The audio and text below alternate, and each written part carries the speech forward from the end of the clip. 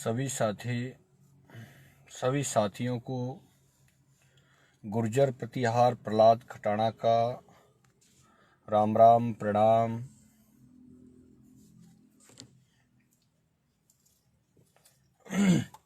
जो भाई लाइव देख रहे हैं उन सबसे बस एक ही बात कहूँगा कि जितना जल्दी हो सके सबको जोड़ें।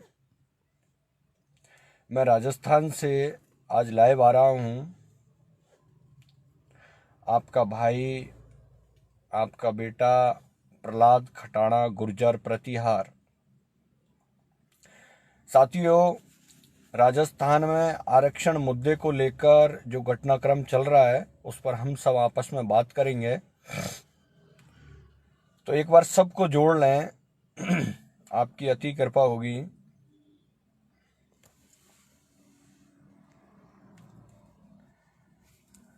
मैं कुछ नाम लूंगा, जब तक एक बार सबको जोड़ लें। साथियों, नेटवर्क प्रॉब्लम की वजह से कुछ बीच में कट गया था। आप सबसे निवेदन करूंगा कि एक बार जल्दी से जुड़ जाएं। बैरोलाल जी गुर्जर, भाई अशोक, वेरी गुड, जुड़ जाएं एक बार, सभी साथी जुड़ जाएं। रवि जी, क्या रहा आज? बिल्कुल आपको बताते हैं अभी क्या रहा आज। पूरा राजस्थान जाम हुआ है, खां हुआ है, किस तरीके से हुआ है इस पर चर्चा करते हैं, खुल के चर्चा करेंगे। नरेंद्र भडाना जी, अंकित अधाना जी, राजस्थान में आरक्षण मुद्दे को लेकर के आप सबसे हम चर्चाएं करेंगे। सुमित जी, कमल राम जी राम राम, संजय गुर्जर जी राम राम, नरेंद्र जी राम राम जी। एक बार थोड़ा सा सभी साथी एक दूसरे को जोड़ने की कोशिश करें, क्योंकि समय बहुत कम है और कम समय में बहुत अधिक आपसे कुछ बताना है। तो एक बार सभी साथी अधिक साथियों को जोड़ने के लिए सबको जोड़ लें फटाफट से। सुमित जी, महेश जी, नमस्कार। देखो, राजस्थान में जो आरक्षण का आंदोलन चल रहा है उसको 9 दिन हो गए, आज 9वां दिन चल रहा है। और क्या क्या घटनाक्रम आज हुआ है, क्या होने वाला है, मैं आपको कुछ ऐसी बातें बताऊंगा कि आप सुनते ही रह जाओगे। आज तक किसी ना तो सोशल मीडिया पर आप सुन पाए होंगे और ना ही किसी टीवी चैनल के माध्यम से आप सुन पाए होंगे। साथियों, ऐसी बातें मैं आज आपके साथ साझा करूंगा। एक बार सबको जोड़ दें, जो लाइव देख रहे हैं एक बार सबको जोड़ दें, प्लीज सबको जोड़ दें। आपका एक शेयर, आप एक बार शेयर करोगे वो हजारों को जोड़ोगे, हजारों के पास वो बात पहुंचेगी। प्लीज, बहुत कम लोग देख पा रहे हैं अभी, मैं बात स्टार्ट करूंगा। और आज ये राजस्थान में आरक्षण आंदोलन को 9वां दिन चल रहा है। 9 दिन के क्या क्या घटनाक्रम हुए हैं ये सब मैं आपको बताऊंगा। और आज कितनी बड़ी घटनाक्रम आज राजस्थान में हुए इन पर मैं खुल करके भी चर्चा करूंगा। देवसेना जी राम राम, गंगा जी राम राम, शिवराम जी राम राम, हेतराम जी दायमा राम राम, ओम प्रकाश जी कषाणा जी, संजय गुर्जर जी, प्रेम जी, अरे सभी साथी जुड़ गए, अरे वाह। रामचंद्र जी, आपका तो सदैव गुर्जर, अरे अमित फैसला जी, नीरज छावड़ा जी, अरे वाह। वरफानी जी, वाह, कैसे हो वरफानी जी?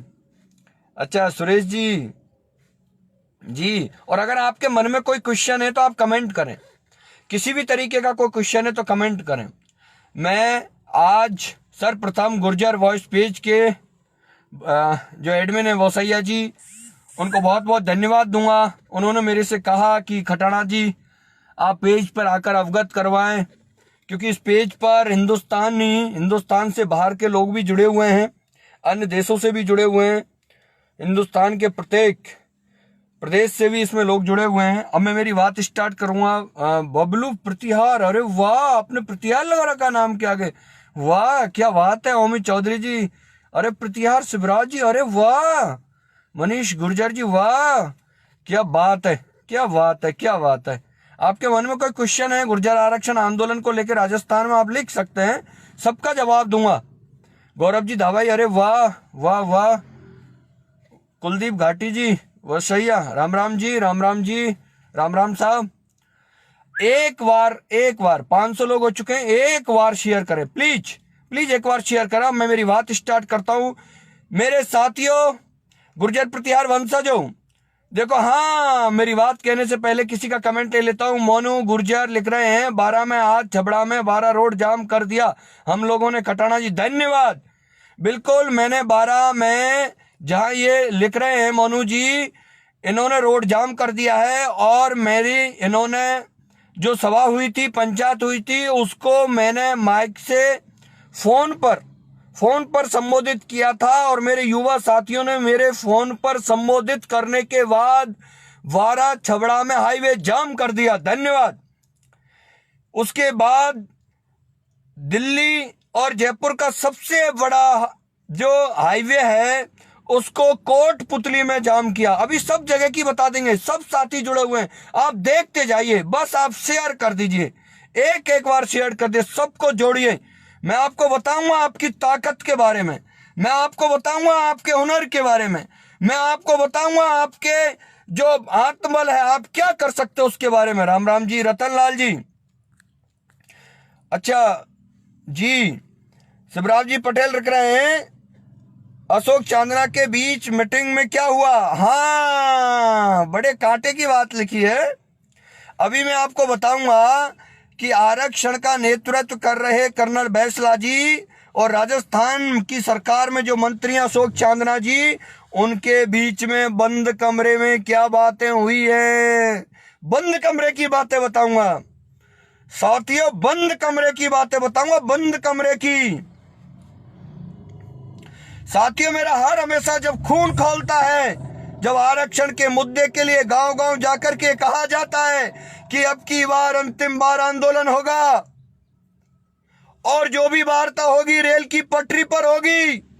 साथियों, कम से कम 1 दर्जन आंदोलनों में शामिल हुआ हूं और एक दर्जन आंदोलनों में यही कहा है बैसला जी ने समाज से, यही कहा है कर्नल बैसला जी ने समाज से कि आप एक बार, अब की बार आंदोलन करिए, आपका संपूर्ण हक दिलाऊंगा और पटरी पर ही बात करूंगा।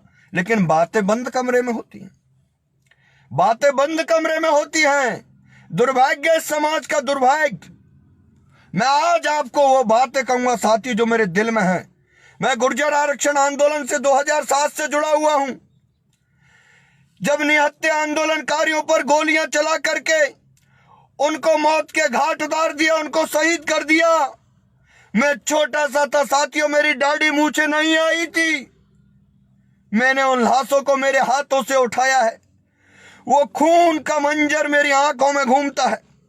इसलिए साथियों, मैं हर हमेशा कहता हूं कि मैं प्रहलाद खटाना और सबसे कम उम्र का होने के बाद, राजद्रोह का मुकदमा लगवाने के बाद, कभी भी मैंने मेरी जिंदगी और मौत के बीच एक बाल के भी बराबर का फर्क नहीं सोचते हुए हर हमेशा समाज के लिए लड़ने का एक हुनर जो पैदा होता है, वो आपका प्यार, आपका आशीर्वाद, जो आप मेरा सहयोग करते हो, वो मुझे ताकत देता है साथियों। हर बार आरक्षण के मुद्दे पर, हर बार आरक्षण के मुद्दे पर आप साथियों एक बार सबको जोड़ दीजिए और लोगों को जोड़ने का प्रयास करें साथियों। साथियों, हर बार आरक्षण के मुद्दे पर होता क्या है, अपनी अपनी राजनीति चमकाने के लिए, समाज को गुमराह करने के लिए, लटकाने भटकाने के लिए। मैं आज इस बात को इसलिए कह रहा हूं, मैं इसलिए कह रहा हूं कि माननीय कर्नल किरोड़ी सिंह बैसला को पूरा समाज हिंदुस्तान का उस लाल पगड़ी को आन वान और शान मानते हैं, आज भी हैं और हमेशा रहेंगे। आरक्षण की लड़ाई को लड़ने वाले राजस्थानी हिंदुस्तान के समाज को, अपनी वीरता को जागृत करने वाली वो लाल पगड़ी हर हमेशा आपका और हमारे दिल में उनके प्रति सम्मान था, है और रहेगा साथियों। लेकिन साथियों, जब बात इस बात की आती है कि जनता से कहा जाता है कि आंदोलन और पटरियों पर ही सरकार आएगी, बात करेगी, आज कर्नल किरोड़ी सिंह बैसला जी, आपकी ऐसी क्या मजबूरी हो गई कि बंद कमरे में बैठ करके आपने मंत्री अशोक चांदना जी से बात की है। मैं मानता हूं कि अब आप चांदना जी को लेकर आंदोलनकारियों के बीच में ले जाने की कोशिश कर रहे हो, सूरोट ले जाओगे, वहां आप उस कमेटी के कुछ लोगों से, चंद लोगों से आप वार्ता कराओगे। अरे वार्ता तो आपको जो करनी थी वो कर ली आपने, अब क्यों समाज को गुमराह कर रहे हो? साथियों, इसलिए मैं कह रहा था, मैं इसलिए बार बार आज पिछले 3-4 दिन से एक ही बात दोहरा रहा था कि साथियों, मैं किसी नेता के लिए नहीं, मैं किसी नेता के लिए काम नहीं कर रहा हूं, दौड़ रहा हूं, भाग रहा हूं। वो मेरे समाज के लिए कर रहा हूं, मेरे समाज के लिए कर रहा हूं, उन लोगों के लिए कर रहा हूं जिन्होंने अपने प्राणों की बाजी दे दी, अपनी जान गंवा दी, अपना घर बेघर हो गए, बेरोजगार हो गए, जिनके बच्चे आज कमजोर हो गए। साथियों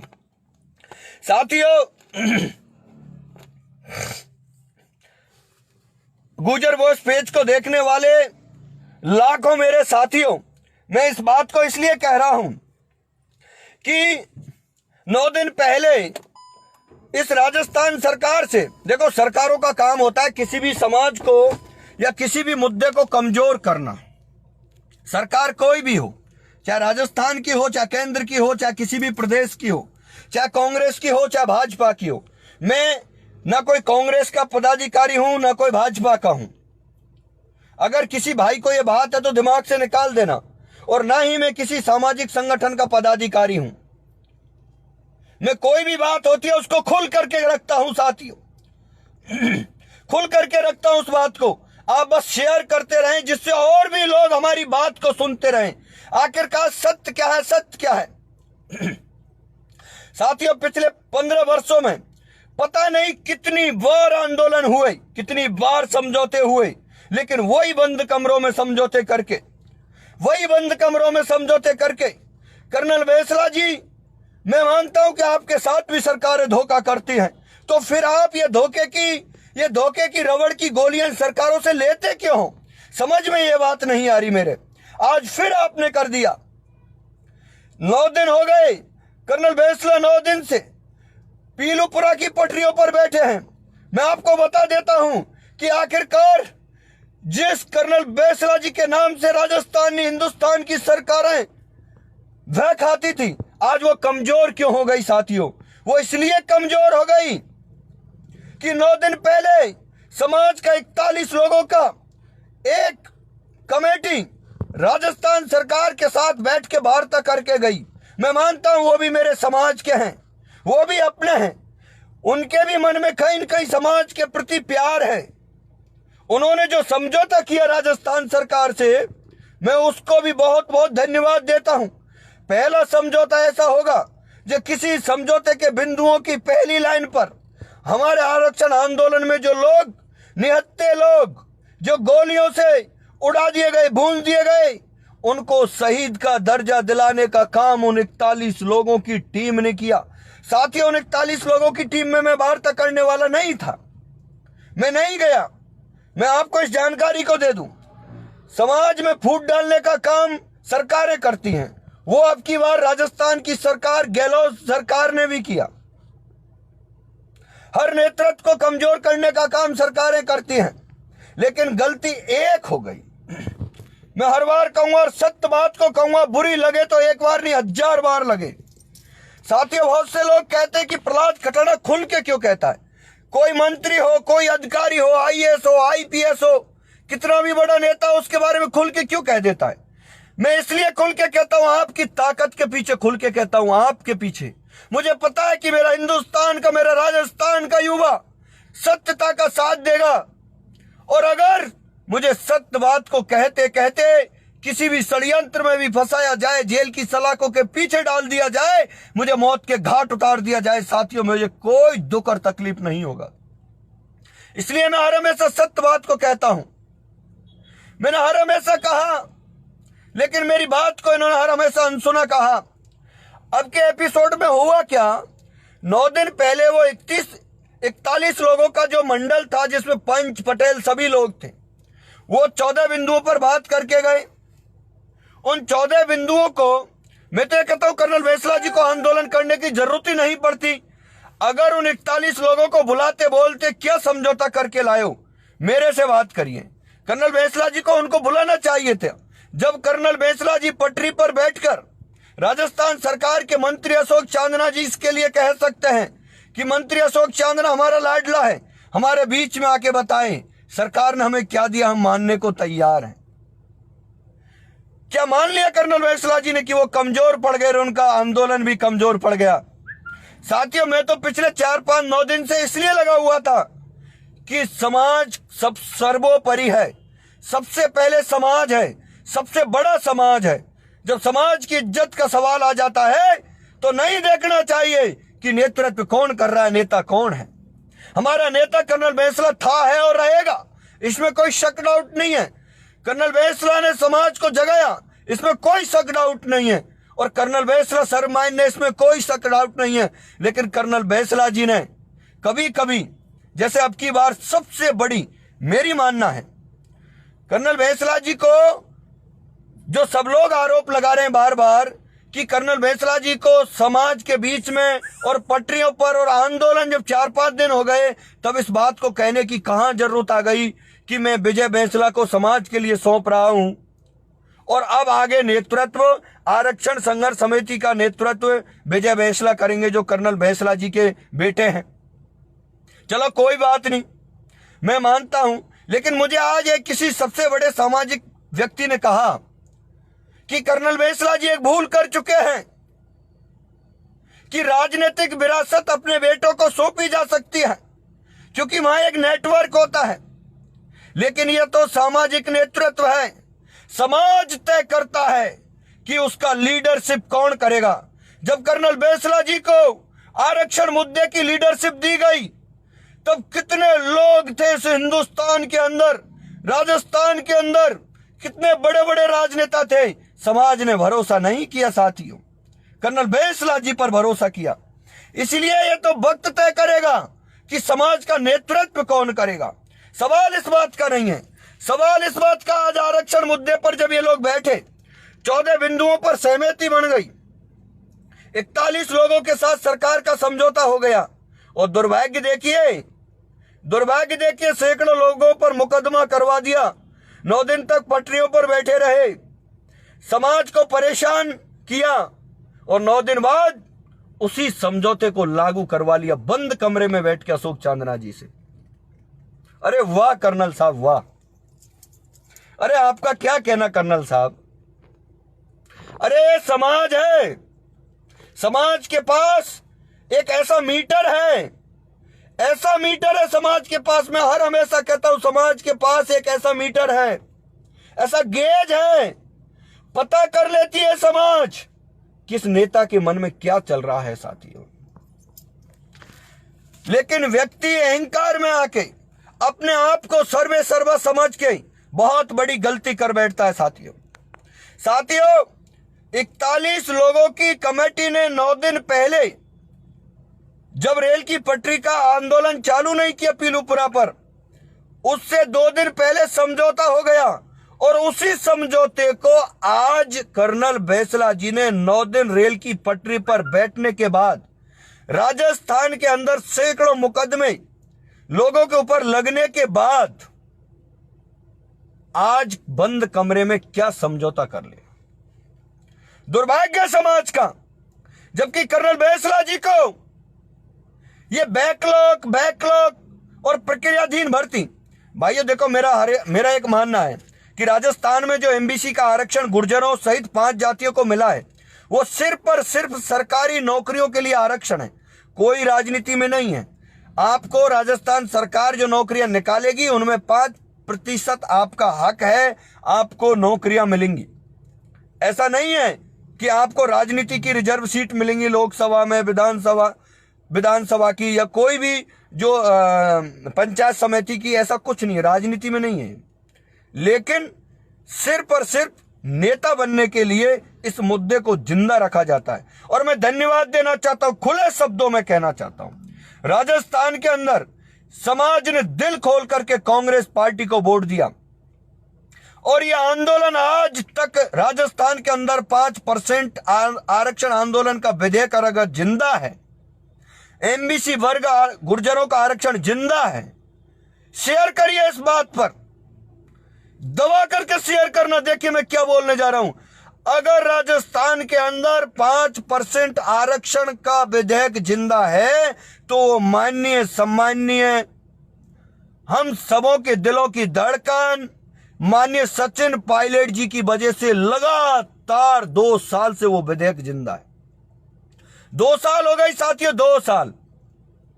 वो सचिन पायलट जी की वजह से ही वो विधेयक आज तक जिंदा है। 15 सालों में कितनी बार विधेयक आए, कितनी बार उनको चैलेंज किया गया, वो कभी हमारा आरक्षण इतना लंबा नहीं चला राजस्थान के अंदर। पहली बार 2 साल हो गई। और जो काम कर्नल बैंसला जी को करना चाहिए था, अपने बेटे को नेता बनाने के बजाय, जिसको नेता बनना होगा उसको कोई नहीं रोक सकता। किसी की बुराई करने से या किसी की प्रशंसा करने से कोई नेता नहीं बन सकता, और बनने वाले को कोई रोक नहीं सकता। मैं हर हमेशा कहता हूं कि दिल खोल करके जिस दिन कोई राजनीतिक पार्टी ज्वाइन करूंगा, उस दिन मैं राजनीति स्टार्ट करूंगा, दिल खोल के करूंगा। लेकिन ऐसे नहीं करूंगा कि मैं मेरे समाज को सिड्डी बना करके करूंगा साथियों, आमजन की सेवा कर करके करूंगा साथियों। मसला यह है कि अभी हमें आरक्षण जो 2019 में दिया, वो कांग्रेस सरकार, आज वर्तमान की कांग्रेस सरकार ने दिया। उसके बाद लोकसभा का चुनाव आया, तो लोकसभा के चुनाव में माननीय कर्नल बैंसला जी और उनके बेटे दोनों आज वर्तमान गृह मंत्री आदरणीय अमित शाह जी के वहां जाकर के भाजपा पार्टी ज्वाइन करते हैं। और बीजेपी पार्टी में ज्वाइन करने के बाद बड़े बड़े उड़न खटोले हेलीकॉप्टरों में बैठ करके लोकसभा के लिए प्रचार करते हैं।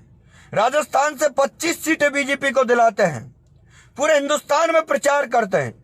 लेकिन कर्नल बैंसला जी को बीजेपी का टिकट नहीं दिया, फोकट में प्रचार किया। बीजेपी ने हमें लगातार 2 साल तक कभी आरक्षण नहीं दिया, फोकट में बीजेपी का प्रचार किया। राजस्थान में कांग्रेस की सरकार है, कांग्रेस ने एमबीसी गुजरों को आरक्षण दिया है,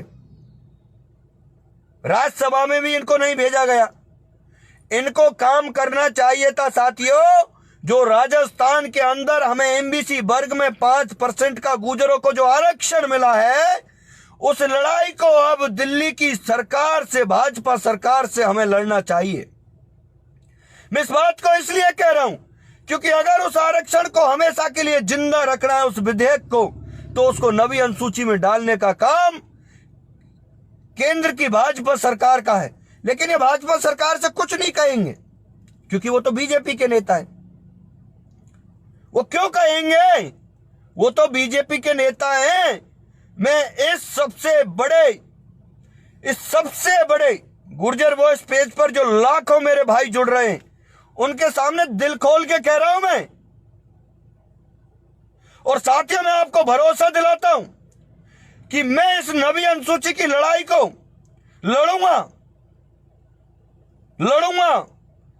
और बहुत जल्द दिल्ली के अंदर भाजपा सरकार की नाकों में नकेल डालने का काम करूंगा। या तो राजी से, नहीं तो हर हमेशा हमने लड़ करके हमारा अधिकार छीना। साथियों, मैं आज कहना चाहता हूं कि जो मंत्री चांदना जी से आपने बंद कमरे में जो बातें की, उनको सार्वजनिक करें। मैं मानता हूं कि चांदना जी हो सकता है रेलवे ट्रैक पे तो जाएंगे नहीं, क्योंकि जो मंत्री होता है उसको अपने आप में घमंड होता है। कोई बात नहीं, वो आपकी बात है, मत जाइए। लेकिन बैकलॉग कहां है, प्रक्रियाधीन भर्तियों में क्या दिया है आपने? और आज आपने 9 दिन रेल रोकने के बाद, साथियों, मैंने पिछले 4 दिन के अंदर बेंगू 12 में आज हाईवे जाम करवाया, कोटपुतली, हर जगह जा करके युवाओं को जगाया। मेरे से युवा कह रहे थे, अरे खटाना तू क्यों लग रहा है, तू तो संघर्ष समिति का आदमी ही नहीं है। अरे भाई, संघर्ष समिति का नहीं हूं, आपका तो हूं। जब समाज की इज्जत का सवाल आता है, खटाना सबसे पहले दौड़ता है। नहीं देखता कौन संगठन, कौन नेता, समाज सर्वोपरि है साथियों, समाज। इसलिए आज पूरे राजस्थान में जगह जगह जाम भी हुए, मीटिंगें हुई, महापंचायतें हुई, लगभग 10 जगह पिछले 5 दिन की मेहनत में आज राजस्थान में कम से कम 10 से 15 जगह युवाओं ने आपके इस भाई के छोटे से आग्रह पर छोटी सी मेहनत पर मीटिंगें की, जगह जगह कलेक्टर को, एसडीओ को ज्ञापन दिए, जगह जगह रोड रोके। मैं आप सबको बहुत बहुत धन्यवाद देता हूं। मेरे युवा साथियों, इस जोश को बनाए रखना, और आपका यह जोश राजस्थान का एमबीसी वर्ग जो बना है, आरक्षण जो मुद्दा है, आरक्षण का जो विधेयक है, इसको नवी अनुसूची में डलवा करके यहां पर हम लोग दम लेंगे। मैं आज इस लाइव के माध्यम से कहना चाहता हूं, कुछ भाई नेगेटिव भी होंगे, कुछ पॉजिटिव भी होंगे। नकारात्मक लोग सोच रहे होंगे कि प्रहलाद खटाना कर्नल महेशराज जी की बुराई कर रहा है। बुराई नहीं कर रहा हूं साथियों, मैं फिर कह रहा हूं, कर्नल महेशराज जी वो व्यक्ति है जो सदियों में एक पैदा होगा। वो लड़ा, समाज को जगाया, लेकिन छोटी छोटी जो गलतियां हैं, समाज से बड़ा नहीं मानना चाहिए किसी भी नेता को। मेरा यह मानना है, किसी भी नेता को समाज से बड़ा और सर्वे सर्वा नहीं मानना चाहिए। बस महेशराज जी ने यही गलती कर दी साथियों। और सामाजिक नेता समाज तय करता है। राजनीतिक विरासत मिल सकती है किसी बाप के बेटे को। आज तेजस्वी जी बिहार में सरकार बनाने जा रहे हैं। मैं मानता हूं कि लालू जी की जो राजनीतिक विरासत है उनको मिली।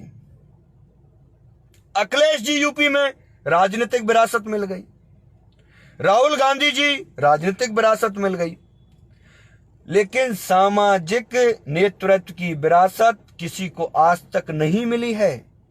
वो खुद के काम मेहनत पर ही मिलती है साथियों। इसलिए मेरे युवा साथियों, आपको भरोसा और विश्वास दिलाता हूं कि बहुत जल्द, खैर ये तो पक्का है कि यह आंदोलन आज समाप्त हो जाएगा, पक्का समाप्त हो जाएगा। क्योंकि जो लोग आगे से कह रहे हैं आप आइए, ट्रैक पे आइए, मंत्री जी आइए, मंत्री जी आइए, आप क्या दे रहे हैं, कौन सी रबड़ की मीठी गोली दे रहे हैं, उसको दे जाइए, दे जाइए, दे जाइए, जिससे हमारी इज्जत रह जाएगी, हम ट्रैक पे बैठे। बस यही है। बुरा लग रहा होगा, बुरा लगना चाहिए, सत्य हर हमेशा बुरा लगता है। इसलिए मैं इस बात को कह रहा हूं साथियों। इसलिए प्रहलाद खटाना की बात को आप लिख लेना। समाज के लिए लड़े हैं और लड़ेंगे, हमेशा लड़ेंगे। लेकिन कर्नल महेशराज जी से मैं एक ही निवेदन करूंगा, आज जो चांदना जी से जो बातें आपने बंद कमरे में की हैं उनको सार्वजनिक करें। और अब ये समाज अपनी लड़ाई लड़ेगा और केंद्र सरकार से भी लड़ेगा। मैं आज पहली बार इस पेज की लाइव के माध्यम से, और जो भी युवा साथी सुन रहे हैं, वो सब, आप सबका प्यार, आपका आशीर्वाद, यही एक ताकत है। मैं किसी नेता का बेटा नहीं हूं, लेकिन मैं लिख के दे रहा हूं कि किसी भी नेता के बेटे को मेरे से आप डिबेट पर बैठा लीजिए, क्योंकि ये मेरा संघर्ष है, ये मेरा संघर्ष है साथियों। चैलेंज कर रहा हूं मैं कि किसी भी नेता को मेरे साथ डिबेट पर बैठाइए। मैं बताऊंगा कब, क्या, कैसे और कैसे हुआ और क्या होगा। इसलिए मेरे युवा साथियों, बड़ी बड़ी गाड़ियों में या बड़े बड़े घरों में ही कोई बुद्धिमान लोग पैदा नहीं होते, दिमाग में लिख लीजिए। स्वर्गीय पायलट साहब की उस बात को दिमाग में मान जाओ कि जब तक किसान का बेटा पढ़ लिख करके उन कुर्सियों पर नहीं बैठेगा जहां से देश की नीतियां बनती है, चाहे प्रशासन हो चाहे शासन हो, और अगर सत्यता का नेतृत्व होगा, वो समाज को ऊंचाइयों पर ले जाएगा। और आज युवाओं का जमाना है। इसलिए मैं आपसे इस लाइव के माध्यम से कहूंगा कि गुर्जर आरक्षण आंदोलन जो 2020 का जो एपिसोड है, वो सब आपके सामने है। पिछले 9 दिन से रेल की पटरियों पर बैठे हैं महेशराज जी। पहले ही दिन, जिस दिन बैठे, मंत्री चांदना जी पहुंचते हैं, उनसे वार्ता नहीं होती है, उनसे कहा जाता है रात हो गई है, कल दिन में बात करेंगे, वो वापस आ जाते हैं। और उस दिन का दोबारा से इंतजार करते करते आज दिन आया। इससे पहले खुद महेशराज जी आह्वान करते हैं कि चांदना जी आप आइए, सरकार हमें क्या दे रही है उसको बताइए, क्योंकि अब हम कमजोर हो गए हैं। क्यों भाई? जिस व्यक्ति के एक आवाज पर राजस्थानी हिंदुस्तान की सड़कें, रेल में, मैं ये कहता हूं सांसें जाम हो जाती थी, कोई गलती हो गई।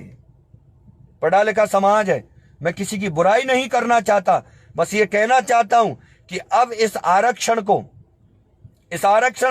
एमबीसी वर्ग के आरक्षण को, और इस लाइव को पूरा हिंदुस्तान का युवा देख रहा होगा, मैं हिंदुस्तान के युवाओं से अपील करूंगा, साथियों, मैं 9वीं अनुसूची की लड़ाई को मैं यहां से राजस्थान से शुरू करूंगा और मैं आपके प्यार और आशीर्वाद का इंतजार करूंगा साथियों। और दिल्ली की सरकार, भाजपा सरकार से निवेदन करूंगा कि वो 9वीं अनुसूची में डाले, और राजस्थान की कांग्रेस सरकार, जो वादे आपने किए हैं या तो इनको आप निभा दीजिए, नहीं तो अभी फिर बाकी है, आपकी नाक में नकेल डालने का भी काम हम ही करेंगे। राजस्थान की सरकार, कांग्रेस तू भी सुन ले और भाजपा की केंद्र की सरकार तुम भी सुन लो, क्योंकि साथियों अब हमें दोनों जगह लड़ना पड़ेगा। जो वादे, जो लिखित में समझौते राजस्थान की सरकार ने किए हैं वो राजस्थान सरकार करे, और केंद्र की भाजपा सरकार 9वीं अनुसूची में डालने के लिए तैयार रहे, काम करे। मैं राजस्थान के 2500 सांसदों से निवेदन करूंगा कि आप जल्दी से जल्दी गुर्जर आरक्षण का जो विधेयक है, एमबीसी वर्ग का जो विधेयक है, उसके लिए केंद्र सरकार को आपकी चिट्ठियां भेजें और आपके मंत्रियों से मिल लो। और मैं लाइव के माध्यम से माननीय बेसला जी से भी निवेदन करूंगा कि आप भी आज भाजपा के नेता हो, भाजपा के लिए लोकसभा के उड़न खटोलों हेलीकॉप्टरों में बैठ के आपने प्रचार किया है, तो आप भी, आपके तो डायरेक्ट बड़े बड़े मोदी जी, अमित शाह जी, जेपी नड्डा जी, बड़े लोगों से संपर्क, प्रकाश जावड़ेकर जी, तो उनसे एक बार इस समाज का निवेदन करके 9वीं अनुसूची में डलवा दे। नहीं तो अब ये युवा जागृत हो गया है, रुकने वाला नहीं है, किसी नेता का इंतजार नहीं करेगा। ये समाज नेता बनाना जानता भी है, और अगर नेता अपनी मनमर्जी करता है तो उसको उसी की भाषा में जवाब देना, उसके अहंकार को नीचा करना भी दिखाना जानता है। साथियों, मैं कड़े शब्दों में जरूर बोला हूं, उसके लिए माफी चाहता हूं। मैं किसी को गलत बोला हूं, उसके लिए माफी चाहता हूं, लेकिन मुझे लगता नहीं कि मैंने एक शब्द भी किसी के लिए गलत बोला है। बस मैंने जो 10 साल में, पिछले 10 से 12 सालों में जो मैंने आंखों से देखा है, महसूस किया, अनुभव किया, उसको आपके साथ साझा किया है। बस मैं इतना कह करके मेरी बात को विराम देता हूं। और आज जगह जगह राजस्थान में रोड जाम हुए थे, पंचायतें हुई हैं, 11 तारीख का हमने अल्टीमेटम दिया, क्योंकि समाज सर्वोपरि है। बार बार एक ही शब्द कहता हूं कि समाज सर्वोपरि है। इसलिए साथियों, बहुत बहुत आप सबका धन्यवाद। राम राम सा।